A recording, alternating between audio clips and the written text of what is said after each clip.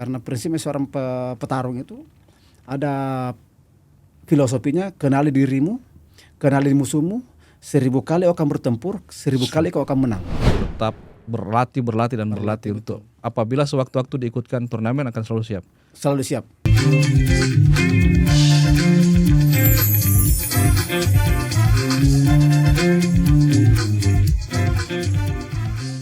Assalamualaikum warahmatullahi wabarakatuh, sahabat setia hingga akhir Sultan Hasanuddin Podcast.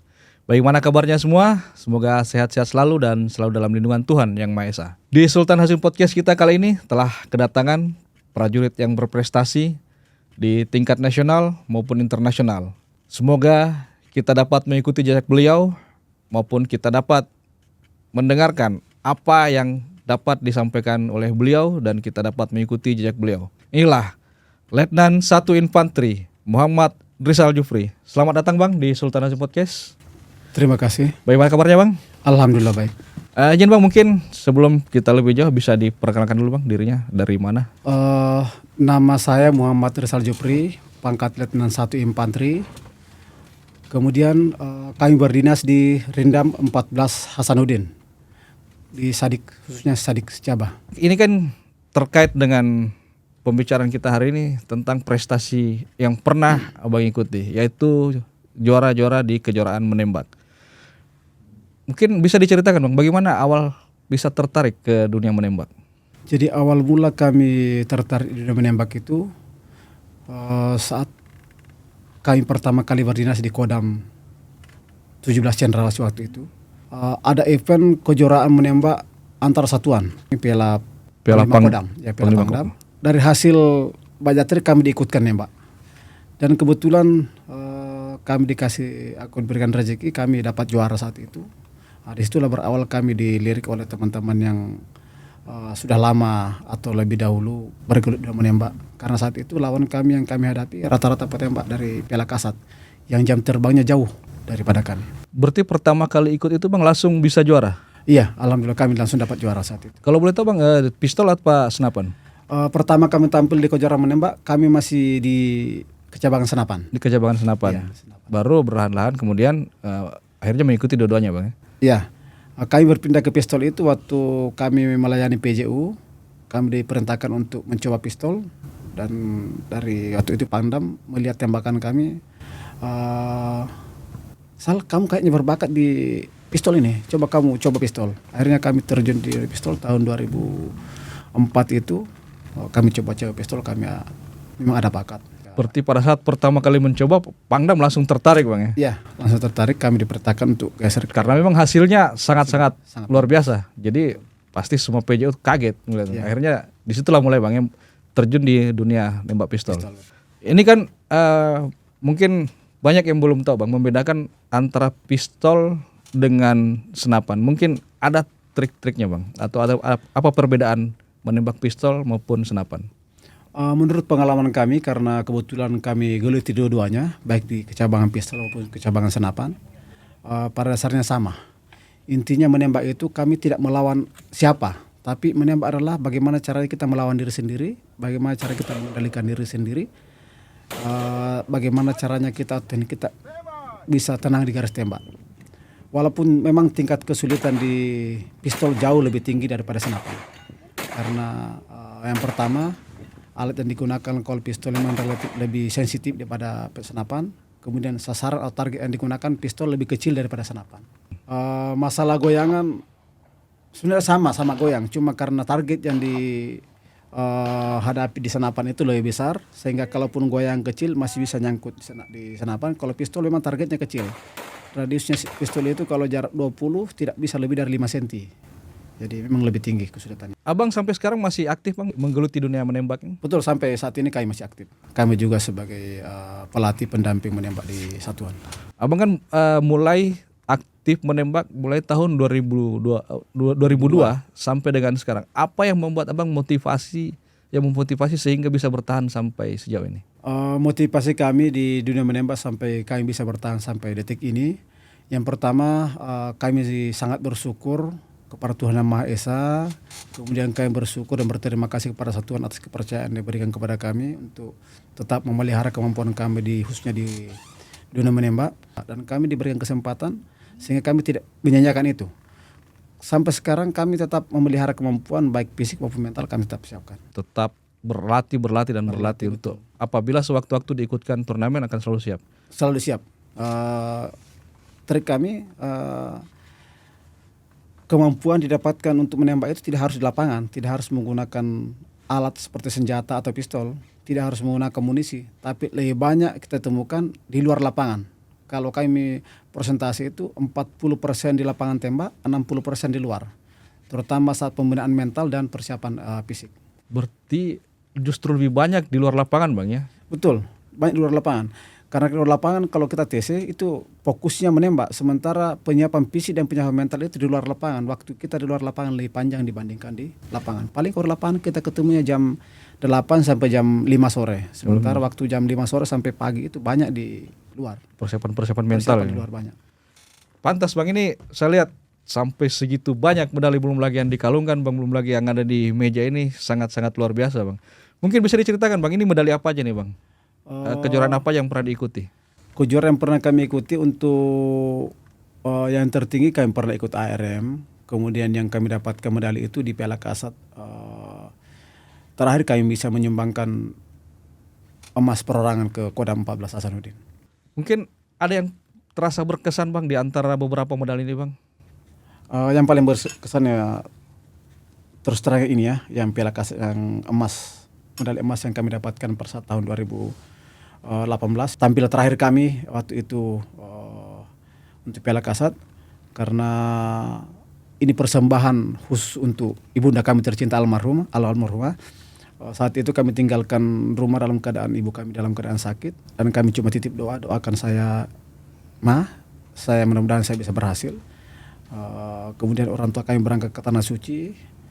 H-1 sebelum kami lomba, kami teleponan sama orang tua, kami minta doa restu, besok saya mau lomba doakan saya dapat juara. Orang tua kami mengatakan insya Allah kamu juara nak. Setelah kami persembahkan emas di hari Kamis, ternyata Tuhan berkehendak orang tua kami dipanggil hari Jumat. Sudah berpulang orang tua kami sempat persembahkan emas terakhir buat almarhumah. Termasuk ini juga karena waktu itu tahun 2008 itu kami dari sprint awal itu kami sebagai pelatih. Pendamping atlet, kami siapkan atlet waktu itu 4 orang, atlet Kodam 14 Hasanuddin Putra, kemudian kami siapkan putri juga 5 orang saat itu. Namun H-2 minggu kalau nggak salah saat itu atlet yang kami siapkan tidak siap untuk main. Ada masalah, ada kendala, sehingga dari Kolat menyampaikan mau tidak mau kau harus main Rizal. Harus ikut harus lagi? Ikut. Sementara penyiapan yang kami bina ini sudah berjalan lebih 3 bulan. Sementara persiapan lomba saat tinggal 2 minggu. Yang awalnya Abang dipersiapkan sebagai pelatih, tapi tiba-tiba disuruh ikut Bang. Disuruh ikut 2 minggu sebelum lomba waktu itu. Sehingga dengan waktu yang ada, mau tidak mau kami harus porsir. Pagi, siang, malam, yang lain istirahat, kami harus lanjut latihan. Karena untuk mengejar ketertinggalan ke rekan-rekan kami yang sudah siap. Tapi alhamdulillah H-1 sebelum lomba kami dapatkan nilai latihan. Waktu itu 282 dari 300 poin kami dapat di latihan kami. H-1 lomba waktu itu kami latihan di Kaptai Kostrad waktu itu di Cilodong. Kami coba latihan terakhir, dapat nilai terakhir 282. Kemudian sebagai atlet siapa yang bisa memecahkan nilai latihannya itulah yang juara. Alhamdulillah satu lomba kami dapat 282, dapat emas 1. Ini selama di dunia menembak Bang, dengan kegiatan sehari-hari sebagai pelatih, bagaimana cara menyeimbangkan? Kami di dunia menembak, karena kebetulan kami juga bergelut di dunia pelatih, kami pendamping siswa, khususnya kami pengasuh di lembaga pendidikan. Tidak terlepas dari tuntutan kami selalu siap untuk tampil apabila ada kegiatan menembak.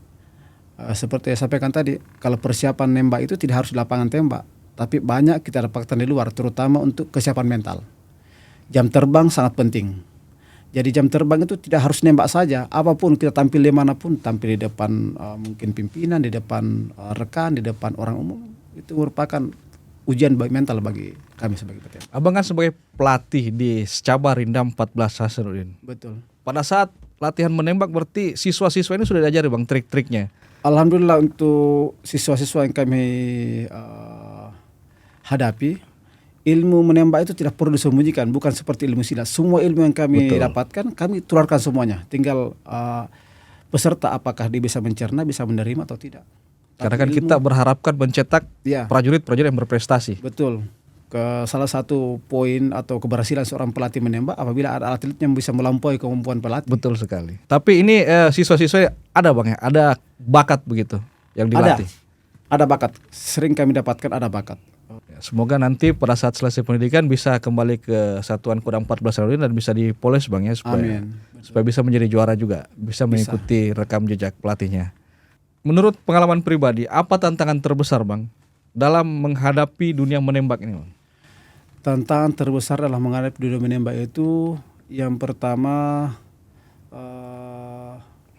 mental dan fisik sih sebenarnya, mental dan fisik. Tapi yang paling berat apabila kita menghadapi petembak yang pemula. Jadi kalau kita sudah punya nama, terus kita berhadapan dengan petembak yang pemula, mereka tidak punya beban sama sekali. Prinsip mereka yang penting nembak. Justru terbebani. Beban berat buat kami. Tapi kalau kita berhadapan sama mungkin kelasnya di atas kami, kita yang termotivasi. Itu tantangan sangat berat. Tapi apabila kita menemukan lawan dengan pemula justru itu lebih berat. Karena jangan sampai kalah. Sebelum menghadapi kompetisi-kompetisi besar Bang, mungkin ada trik khusus Bang antar membedakan, oh ini kompetisi besar, ini kompetisi biasa-biasa saja. Apa perbedaan persiapannya Bang? Saya menghadapi kompetisi-kompetisi besar maupun kecil, sebenarnya semua atlet saya kira sama, punya persiapan, punya trik masing-masing. Untuk saya pribadi, dunia menembak itu bukan siapa mau lawan siapa. Tapi dunia menembak lebih besar atau lebih titik beratnya itu bagaimana cara kita mengendalikan diri kita. Bagaimana cara kita bisa tenang saat di garis tembak. Karena siapa yang berhasil memecahkan nilai latihannya atau siapa yang bisa membawa nilai latihan ke nilai lomba, kemungkinan besar atau kans untuk menang itu ada. Yang paling menonjol saya lihat untuk persiapan saya harus kenal diri saya. Apa kekurangan saya, apa kekurangan lawan saya, apa kelebihan saya, apa kelebihan lawan saya. Karena prinsipnya seorang petarung itu ada filosofinya, kenali dirimu, kenali musuhmu, 1000 kali kau akan bertempur, 1000 kali kau akan menang. Jadi betul-betul mempelajari diri, mempelajari kekuatan musuh. Karena kalau masih ada keraguan dalam diri saya sering sampaikan kepada atlet-atlet saya ataupun generasi muda saya, kalau kau mau tampil di dunia menembak, kalau kau masih ragu, tidak usah tampil. Kau udah kalah duluan. Jadi kau yakin dulu kau menang baru tampil. Kapan ada keraguan sedikit pun kalah, itu sudah kalah dari sebelum bertanding. Itu tantangan berat bagi petembak. Berarti tidak ada membedakan bagi ini kejuaraan besar, persiapannya seperti ini, ini kejuaraan yang biasa-biasa saja. Intinya Abang semua rata. Persiapan harus maksimal. Semua rata. Tidak ada yang membedakan ini event kecil, ini event besar. Tapi menurut saya kalau di menembak perbakin itu tantangannya lebih besar. Karena kita harus menembak 60 butir dalam waktu 1,5 jam atau 90 menit. Harus konstan. Kalau menurut saya setiap butirnya sangat berharga. Saya tidak akan tembakan atau saya tidak akan keluarkan peluru darah saya kalau saya tidak yakin kalau tembakan saya itu masuk ke 10. Kalau belum yakin perkenaannya perkenaan di 10.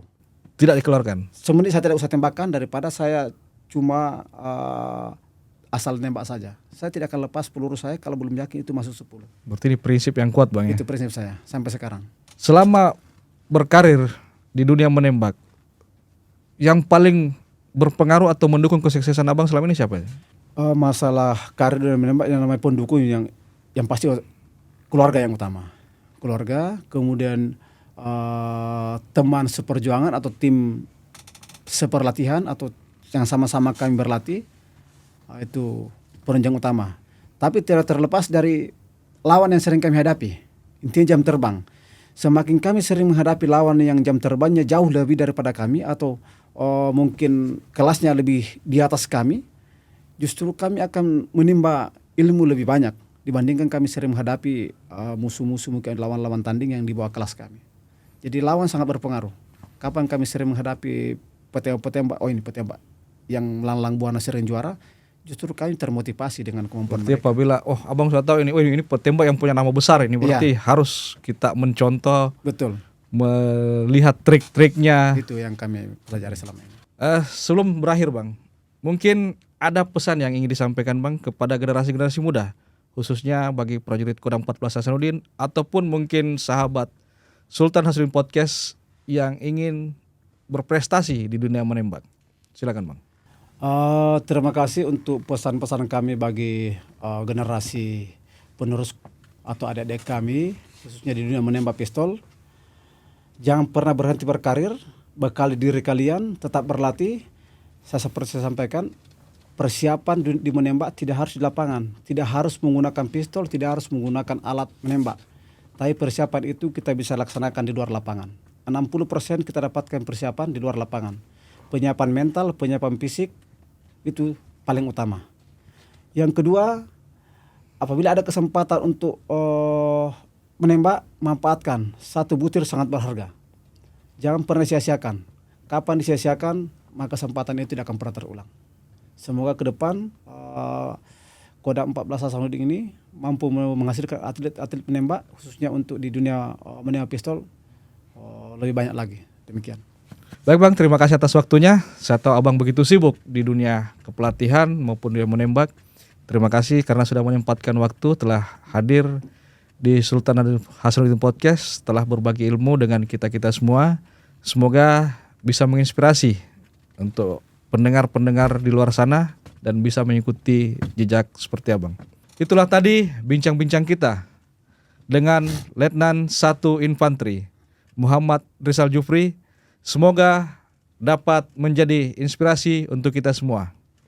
Jangan lupa tonton terus Sultan Hasanuddin Podcast di podcast selanjutnya. Assalamualaikum warahmatullahi wabarakatuh. Setia hingga akhir.